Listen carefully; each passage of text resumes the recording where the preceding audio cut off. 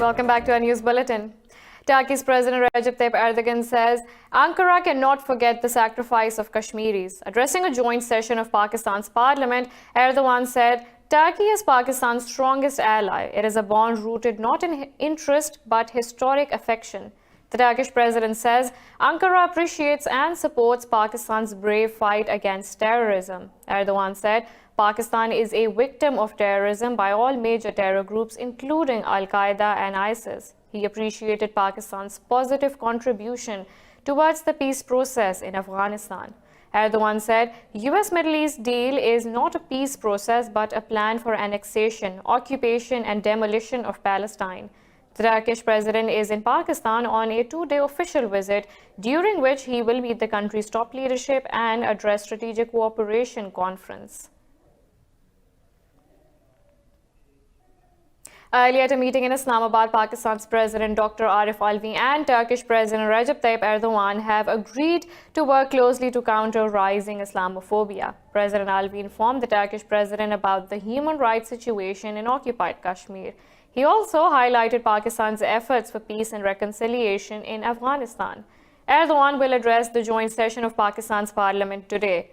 Earlier, Prime Minister Imran Khan welcomed the visiting dignitary at the Noor Khan Air Base. The two allies are expected to sign a number of important agreements.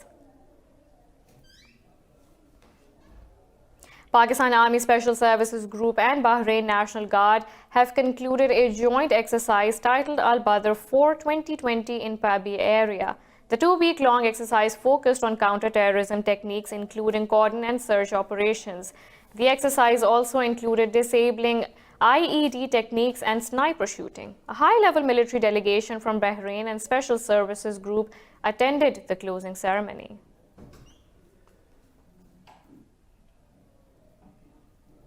U.S. Secretary of State Mike Pompeo says there has been a breakthrough in talks with the Taliban in the last few days. Speaking to reporters, Pompeo says the U.S. wants a reduction in violence in Afghanistan before more talks. Earlier, the Pentagon chief said the U.S. and the Taliban have negotiated a proposal for a 7-day reduction in violence. Mark Esper said the best solution to the war in Afghanistan is a political agreement. Esper said he consulted the proposal with allies in a series of productive bilateral and collective meetings. The US and the Taliban were on the brink of a breakthrough in September before President Donald Trump called off the talks.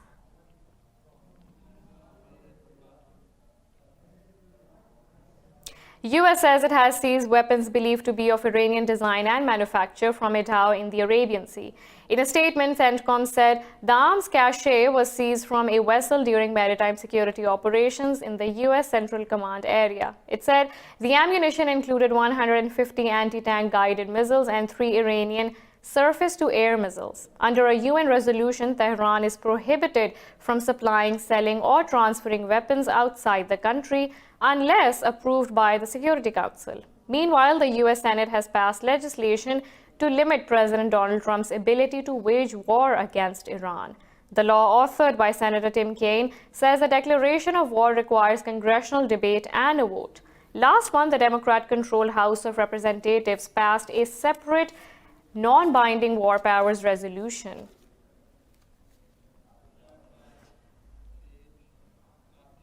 In Iraq, a rocket has hit the K-1 military base housing US troops in the remote province of Kirkuk. No casualties have been reported so far. It is the first attack in the base since December 27th, when a volley of 30 rockets killed a US contractor. The Iraqi military says it located the launcher with 11 more rockets, but still the assailants had fled. Last month, Iran fired a barrage of ballistic missiles at Ain al-Assad base in western Iraq, housing American troops. The US initially reported casualties in the attack, but Pentagon later confirmed over 100 troops were wounded. The deadly new coronavirus has killed another 121 people in China, while infecting almost 5,000 more. Officials say 1,488 people have died from the virus so far, with nearly 64,000 infected. More in this report. With a broader definition of diagnosing new coronavirus cases in China's Hubei province, the number of reported cases has skyrocketed over the past 24 hours. But the WHO says the apparent sharp rise does not represent a big shift in the epidemic. In the last 24 hours, China has reported 1,820 laboratory-confirmed cases, bringing the total cases to 46,550. In addition, China reported 13,332 clinically confirmed cases in Hubei province. And crucially, we understand that most of these cases relate to a period going back over days and weeks.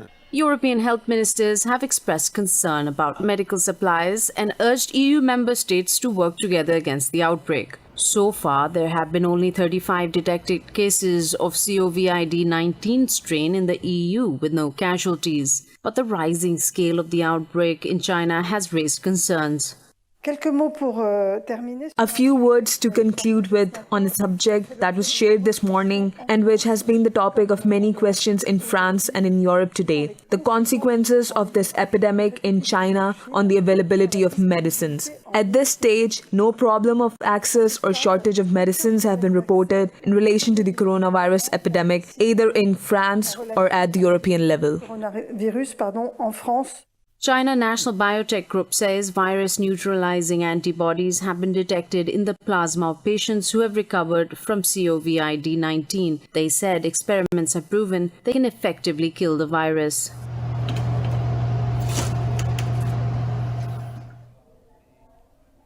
Syrian air defenses have intercepted hostile Israeli missiles over the capital, Damascus. Syrian state media said the attack was launched from over the Golan Heights. It said air defenses downed most of the missiles before they reached their targets. Earlier this month, Damascus accused Israel of attacking military targets in southern Syria, including near the capital. Turkey has sent fresh troops to positions in Syria's northwestern Idlib province. Turkish Defense Minister Hulusi Akar says Ankara will use force against anyone breaking the ceasefire in Idlib. Ankara reinforced the troops' arms and equipment in the area after 13 soldiers were killed by Syrian government forces in just over a week. Turkey said it killed 55 Syrian soldiers in Idlib in response. Tensions are high in the region following clashes between Turkish and Russian-backed Syrian forces. Turkish President Recep Tayyip Erdogan accuses Moscow of breaking the Sochi Pact and committing a massacre in Syria. But Russia rejects the allegation, saying it targeted terrorists in Idlib over which Ankara broke the ceasefire accord.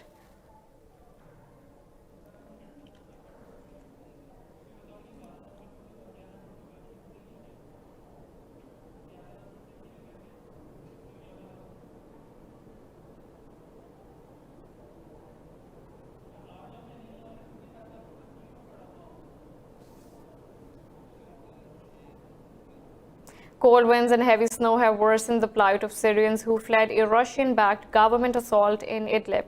Civilians are struggling to find shelter in the harsh winter conditions with snow, rain and wind from Storm Sierra. This report will now tell you more. As if the brutal civil war was not enough, chilled winds and thick snow have compounded the misery for displaced Syrians. At a makeshift camp near the city of Azaz, dozens of people are crowding together in flimsy tents, as many say they cannot afford to pay rent for homes. UN agencies have said more people have fled the fighting in Syria over the past 10 weeks than at any other time in the 9-year-old conflict. Muhammad Ahmad paints a harrowing picture, saying it's near impossible for anyone to afford a home. 27 families are living in 14 tents. Our things are still in our cars. We don't have wood. The situation is very difficult. It's impossible for anyone to be able to rent a home now. They're asking for $100 or $200. No one can afford that. Regime forces are shelling their way northwards, backed by Russian airstrikes. The onslaught is driving people toward the Turkish border as government forces try to seize remaining rebel strongholds near Idlib and Aleppo. Displaced Syrians are running out of options amid a harsh winter that's only getting worse. Muhammad Shahabuddin says sub-zero temperatures and squalid living conditions have made the situation dire. The situation here is extremely difficult. As you can see, it's snowing and the temperature is below zero. You can see it all, the conditions of the camps. We're staying in a tent because rent costs $100 or $200. There's a lot of displacement going on now. The UN said nearly 800,000 civilians have been displaced by a renewed Russian-backed Syrian government offensive in the northwest. The world body's Humanitarian Coordination Office said of the more than 800,000 displaced, around 60% are children. Last week, 8 humanitarian aid organizations called for an immediate ceasefire in northwestern Syria. With tensions between Ankara and Damascus escalating rapidly, to say things might take a turn for the worse would be an understatement. Saudi Arabia says Crown Prince Mohammed bin Salman has no plans to meet Israeli Prime Minister Benjamin Netanyahu. In an interview, Foreign Minister Prince Faisal bin Farhan Al Saud said Riyadh's policy towards Palestine remains firm. He said Riyadh's policy has been very clear. There are no relations between Saudi Arabia and Israel.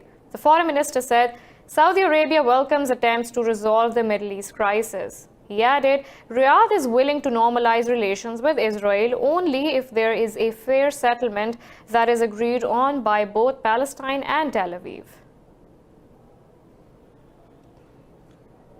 Russia has expressed solidarity with the Organization of Islamic Cooperation's stance against U.S. Middle East peace plan. In an interview, Russian envoy to OIC Ramzan Abdullayev said Moscow shares views of the Islamic world over a host of issues. Abdullayev said the Arab Muslim world withstood a challenge and showed unanimity on the issue of attitudes towards the deal. He said, despite internal disagreements, the bloc presented a united front on the Palestinian issue. The envoy said Russia plans to become more involved in the issues of Arab Muslim world. US President Donald Trump's Middle East plan gives Israel a green light to annex key parts of the occupied West Bank. The Muslim world has unanimously rejected the plan.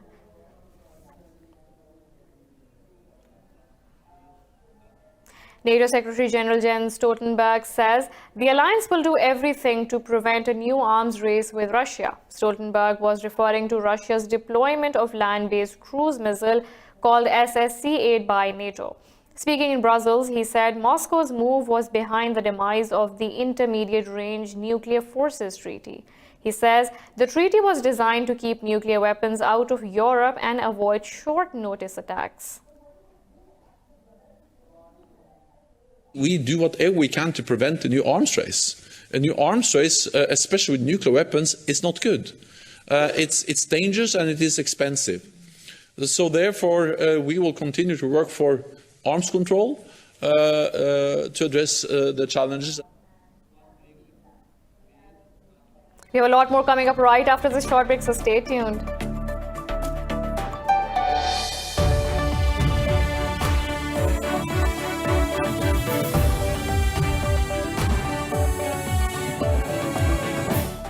Welcome back to our news bulletin.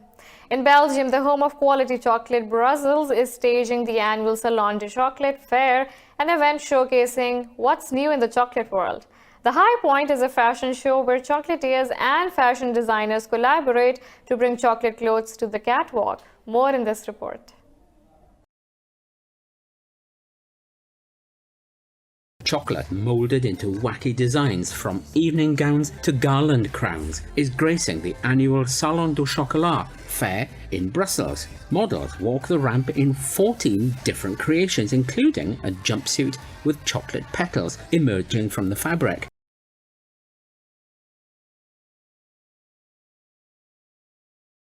Just one of the highlights is a long beige and red striped gown resembling knitwear.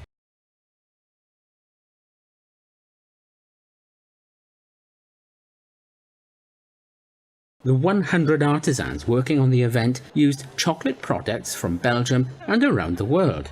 It was a challenge actually 4 years ago. I was like, okay, maybe why not work with chocolate, something that you can eat, and just fabric.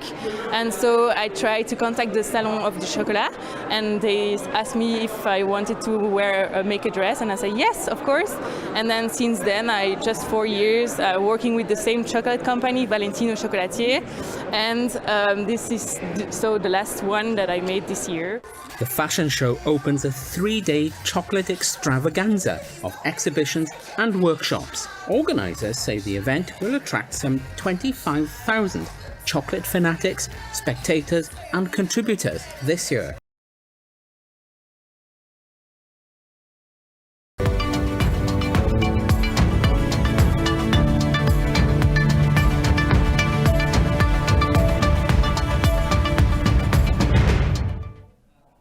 The US has expanded its lawsuit against Huawei, accusing the telecom giant of a decades-long plan to steal technology from American firms. The superseding indictment filed at a Brooklyn federal court in New York charges Huawei with conspiring to violate the Racketeer Influenced and Corrupt Organizations Act. The indictment alleges the company broke US sanctions against Iran and North Korea. Huawei is accused of installing surveillance equipment in Iran used to track demonstrators during the 2009 Tehran protests. In a statement, Huawei said the charges are not about law enforcement but an attempt to damage its reputation for competitive advantage. Huawei says the new charges are a contrived repackaging of claims already litigated in a civil court. Earlier this week, Washington issued a 45-day extension allowing U.S. companies to continue doing business with Huawei.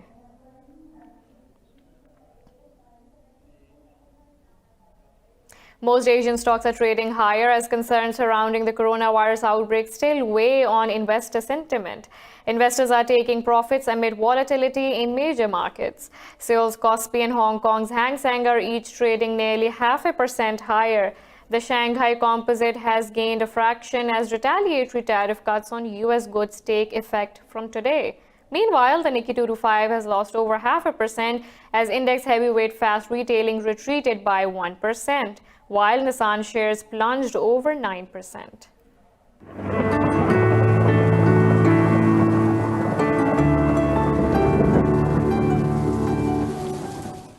Now let's look at the weather from around the globe.